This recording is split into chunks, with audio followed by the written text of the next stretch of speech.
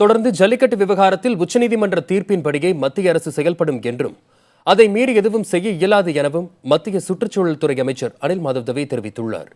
இது பற்றிய கூடுதல் தகவல்களை டெல்லி செய்தியாளர் நிரஞ்சனிடம் கேட்கலாம். நிரஞ்சன், மத்திய சுற்றுச்சூழல் துறை அமைச்சர் கூறியிருப்பதன் முழு விவரம் என்ன நிரஞ்சன்?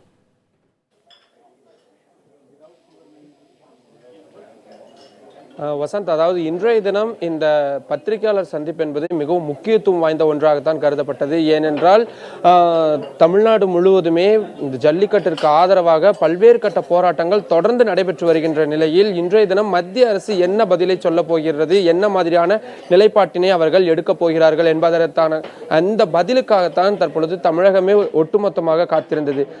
அதேபடி இவர் ஏற்கனவே இந்த மாதிரியான பதிலைத்தான் சொல்வார் என்று எதிர்பார்க்கப்பட்டிருந்த நிலையில் அதே பதிலை தான் இன்றைய தினம் தெரிவித்திருக்கிறார். அனைத்து விவகாரங்களும் தற்பொழுது நீதிமன்றத்தின் முன்னிலையில் இருக்கின்றது, தீர்ப்பு ஒத்திவைக்கப்பட்டிருக்கின்றது.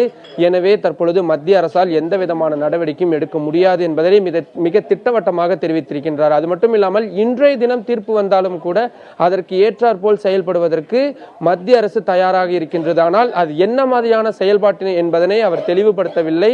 எனவே தற்பொழுது வரை மத்திய அரசு உச்சநீதிமன்றத்தின் அந்த தீர்ப்பிற்காகத்தான் எதிர்நோக்கி காத்திருக்கின்றார்கள். இது குறித்த பல்வேறு கேள்விகளை நாம் தொடர்ந்து அவரிடம் கேட்டபொழுது கூட எனது கைகளும் கட்டப்பட்டுதான் இருக்கின்றது, என்னாலும் எதுவும் செய்ய இயலாது, ஜனநாயக நாட்டில் தான் நாம் வாழ்கின்றோம், சட்ட திட்டங்களுக்கு உட்பட்டு தான் நாம் செயல்பட்டாக வேண்டும் உள்ளிட்ட இந்த பதில்களை தான் தொடர்ந்து அவர் கூறினாரே தவிர தமிழக அரசியல் கட்சிகள் மற்றும் தமிழக அரசு தொடர்ந்து ஒரு கோரிக்கை வைத்து வருகின்றார்கள், அவசர சட்டம் இயற்றுவதன் மூலமாக இந்த பிரச்சனைக்கு ஒரு தீர்வு காண முடியும் என்பது.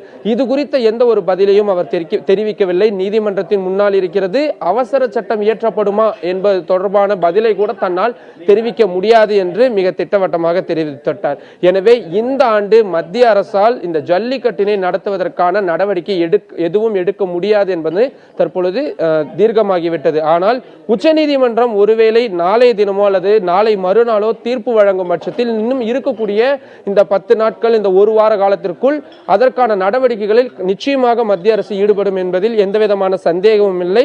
எனவே தற்பொழுது வரை நீண்ட நாள் கனவாக இருந்து வந்த ஜல்லிக்கட்டு கனவு என்பது தற்பொழுது தொடர்ந்து கனவாகவே நீடித்து வருகிறது. வசந்த்.